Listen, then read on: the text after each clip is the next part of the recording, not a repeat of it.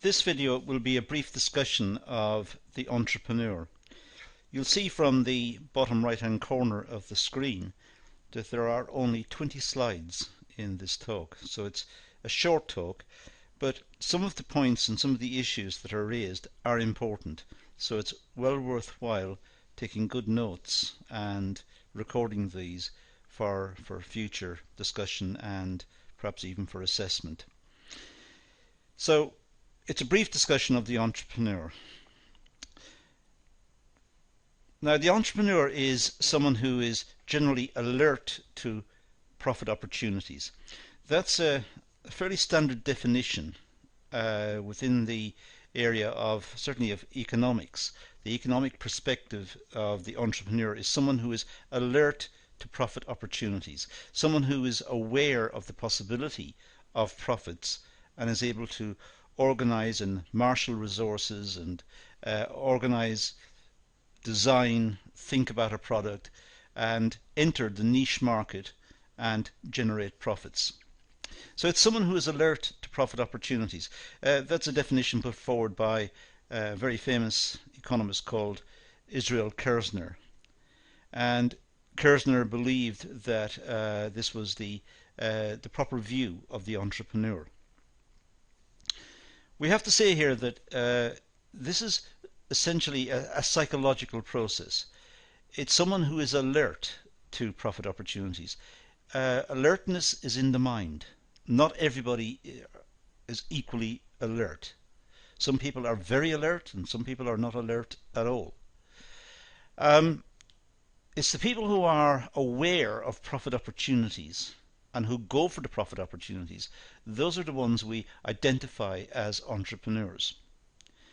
And as to whether that ability to recognize profit opportunities is given to us through nature, perhaps genetically from our parents or our grandparents, or whether we learn it, is difficult to say. Almost certainly we can't teach entrepreneurship. If we could teach entrepreneurship, then everyone would be an entrepreneur. We could just simply teach entrepreneurship and everyone would become rich and everyone would become entrepreneurial. We know, in fact, that entrepreneurs, successful entrepreneurs, are few and far between. What we can do in education is to highlight the attributes of the entrepreneurs, highlight their successes and the methods they have employed. But we can't actually teach people to become entrepreneurs. So it's only some people who are alert to profit opportunities, and these are people who have perhaps got certain psychological propensities. They've got the ability to see situations, perhaps see it differently to others.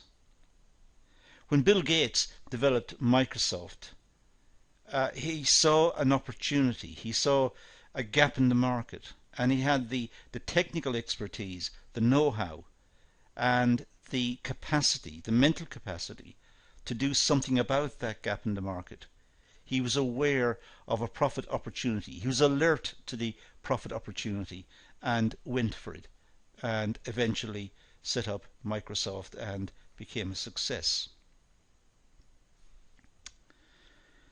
So the rewards for risk-taking, and entrepreneurs, we have to say, do take risks. Now, they're as follows. The entrepreneur has authority over the business, and this is one of the rewards that the entrepreneur gets, one of the, if you like, the perks that the entrepreneur gets from setting up the business. This means that the entrepreneur enjoys a greater degree of freedom as compared with a salaried employee. The entrepreneur is able to determine his or her hours of work, or whether indeed he or she works on a particular day. The entrepreneur is much freer than someone who has to attend a factory or attend an office and perform certain functions according to a very delineated and very specified course of action. So office work tends to be rule bound. There are certain rules and ways and procedures that need to be followed. The same in factories and the same in most industries. But entrepreneurs don't have those constraints. Entrepreneurs enjoy a lot of freedom. But of course, the free time that they've got or appear to have, they may be thinking and planning about products or gaps in markets or playing around with ideas for new innovations, new changes, new products. So they're not actually wasting their time. They may be thinking about other things, things commercial, which don't exist currently, but that could exist, and could exist because the entrepreneurs, as I said earlier, are alert to profit opportunities. They're aware of the gaps in the market and they want to plug those gaps and of course make a profit as well. I should say before I move on to point 2 here that risk taking seems to be part of the situation confronting the entrepreneur. Entrepreneurs have no guarantee that their ideas are going to be good. They may come up with ideas and make a prototype of a product and then try to conduct some market research to try to overcome the risk, to try to get an insight into what consumers or potential customers may think about the particular product. But there are risks, and in fact not all entrepreneurs are successful. Many will try and fail. Their ideas perhaps were too innovative, or perhaps not innovative enough, or were not seen as satisfying a real need in the market. Some entrepreneurs will come up with ideas that perhaps no one has thought of, and they will be seen as very novel and very interesting, and those entrepreneurs will go on to make a lot of profit and become very successful. But the fact is that entrepreneurs at inception, right at the starting point, do face risks. Now the second point here, well, the entrepreneur receives a profit, and this is the reward for risk taking. So the entrepreneur receives a profit, and that in fact may be one of the motivators for the entrepreneur to set up in business, the opportunity to make a profit. In fact, the entrepreneur may set up in business for all sorts of reasons, not just profit. May set up in business because he or she wants the enjoyment of doing it, the satisfaction of introducing a new product or a new method, a new way of working, or a new process. So they may enjoy the status of doing it, the reputation, be seen as an innovator, to be seen as an entrepreneur. They may enjoy that, and that may be the motivator. Or it could be profit. They simply want to make money. They want to make a lot of money. But profit is the reward for risk taking. In economics, when we start our study of economics, we read that there are 4 factors of production. These factors of production are land, labour, capital, and entrepreneurship. Now the return to land is rent. It's the rent on the land. Labour, well, the return to labour is wages or salaries. Capital, the return to capital is the rate of return. So it's the rate of return on the capital. And entrepreneurship, well, the return to entrepreneurship is profit. So the 4 factors of production have 4 rewards. Rent, interest or return on the capital, the land is the rent, land, labour is wages and salaries, the capital is the rate of return, and entrepreneurship is the level of profit. Now, the role of profits in the economy, and often we can go through our studies of economics and many subjects related to business and not fully appreciate the role of profits in the economy. Profits are very important within the economy. For a start, they encourage business startups. Entrepreneurs want to know that they can make profits. Otherwise, they're going to be put off. If they can't make profits, there's no incentive for them to start the business. And if they start a very successful business, ironically, they may be criticized by many people as exploiting the market or making excess profits or becoming too rich. But that's why they started the business. And in starting the business, they supply products and services to customers. And they supply the products and services at prices that the customers can afford. Otherwise, the customers would not buy them and the business would not prosper. So they encourage business startups. That's one of the roles of profit in the economy. Profits also encourage innovation. It's the case that when a company is established and making a product and being successful, whilst it's doing that, the management will be looking to innovate the product, to further improve the product, to continue its life cycle, to extend the product, to extend its functionality, to give even better service to the customer, and thereby extend the life of the product and the business. So the business community are constantly looking for innovation. If we think about Microsoft again, Microsoft started with Bill Gates and his colleagues, and they started with the disk operating system known as DOS. Now, by today's standards, DOS would be seen as primitive, but back when DOS was first introduced, it was revolutionary. It was wonderful. And whilst everyone was coming to terms with the fact that they have an operating system that worked for computers, whilst everyone was happy with that, the customers, Bill Gates and his colleagues were working on Windows. And when Windows finally came out, Windows 3.1, it was a marvel. And then somehow DOS got forgotten. DOS faded into the background. And when Windows 3.1 came out, everyone was happy, and then Windows 95 came out later. But if we look at the market at this time, no one within the market actually demanded new versions of the product. This was Bill Gates and his colleagues innovating to extend the life of the company, to extend the life of the product.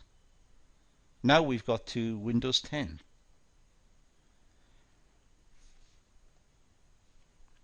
Profits also encourage efficiency.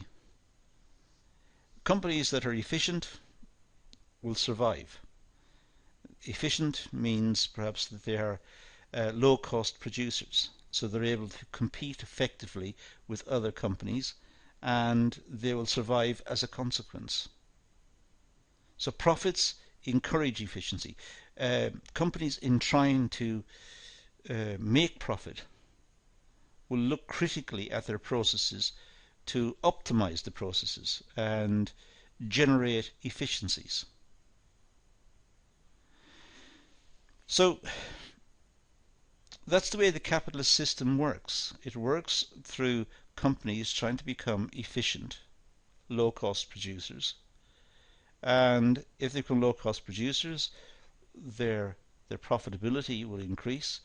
But of course, the profitability increases, it may encourage more companies to come into the market and set up, because they know the market is quite lucrative. But profits encourage efficiency. They also encourage business expansion and business change. We live in a dynamic world. We don't live in one that's fixed. Dynamic because Entrepreneurs are constantly looking for new methods of production, new ways to do things, new products, new services. So the entrepreneurs are constantly looking to expand the business, change the business, bring it up to date, make it more modern, more efficient. So businesses are changing all the time. Businesses are expanding. Some businesses may be contracting because the entrepreneur wants to focus on very small niche markets, perhaps. But whichever direction it moves in, it's moving in an efficient manner. They encourage a source of internal finance for future investments. When companies are making profits, then shareholders and investors will know about this, and they will want to invest in that business because they will get a higher rate of return. A higher rate of return is attractive to the investors. So companies that are generating profits will find it very easy, I should say, to raise further capital, perhaps for investment or for expansion or to meet some corporate objective. Profits act as a measure of business efficiency. We need to measure the efficiency of businesses because we like to know which companies to invest in. We need to know which companies are doing well, which will be good employers and will be able to compete effectively with overseas competition. And so generally speaking, we like the idea of being able to measure the efficiency of businesses. And one measure of the efficiency of businesses is related to profits. If the company is making a lot of profit compared to, let's say, the amount invested in the business, so its return on capital is, let's say, very high, then we would say that business is quite profitable and it's quite efficient. And we can grade companies by looking at the return on the capital, if they're using their capital effectively. So profits are a useful indicator. It's one part of the equation. Profits could be, in a sense, the numerator, and the total amount of capital employed within the business, the denominator. And dividing the two gives us an indication of how successful that business is in utilizing its resources. So we're using a type of ratio analysis, a ratio comparison. Now, the characteristics of a successful entrepreneur. Well, amongst these are the following. Entrepreneurs, generally speaking, have good negotiating skills. They're not just alert to profit opportunities, as I said earlier, and they're not just aware of the need for profitability, but they're also good at negotiating.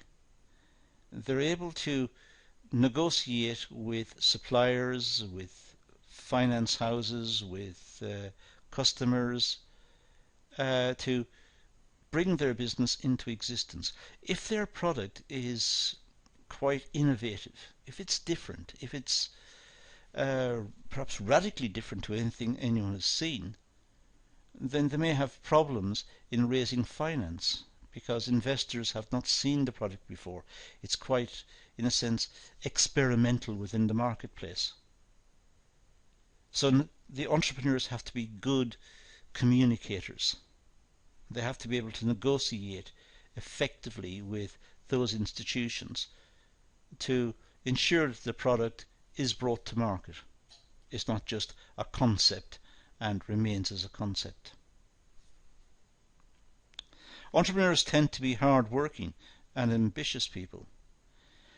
The literature is full of stories about entrepreneurs working long hours and dedicating all their spare time and all their working time indeed to developing products and ironing out problems and issues and negotiating and trying to get the business started. So they tend to be hard-working and ambitious people. They want us to be successful, and they're prepared to work hard to do that. Generally speaking, they're very independent-minded. They don't follow the crowd. If they follow the crowd, they will make essentially the same products that are currently in the market. They make different products. The more different the product is, the more novel the product is, the chances are, if it's successful, it will be very successful because it's so different. So the entrepreneurs don't follow the crowd. The entrepreneurs tend to be independent-minded. They tend to come up with an idea which could be, as I said, radically different to anything that's in the market at the moment. They come up with the idea, they work hard to develop it, they make it, they negotiate with the institutions, they try to bring it to market, but they do it their way. So now in this talk what we've done is we've looked at a couple of key points. First of all, what entrepreneurs are, what are the definitions of entrepreneurs, and we come down quite heavily in favour of the alertness to business profitability and the possibility of profitability. So entrepreneurs are alert to business opportunities. Then we moved on to discuss the issues associated with generating profits and the importance of profitability and the uses of profitability. But we also mentioned that entrepreneurs are not necessarily fully committed to making profits. That may not be the motivator for every entrepreneur. It may be self-esteem, it may be recognition, it may be a sense of satisfaction for a job well done. And we ended the talk by just looking at the characteristics of successful entrepreneurs, and we've identified just 3 here. Now this is a very brief talk. There are many other videos on the nature of entrepreneurs and the characteristics of entrepreneurs, but this one's just a very brief one to get us started. It's a nice introduction to the idea of entrepreneurs, and it's well worth making a note of the points here and adding these to the material in the subsequent videos. But that's all we're going to deal with here, so let's leave it at that and say thank you for watching.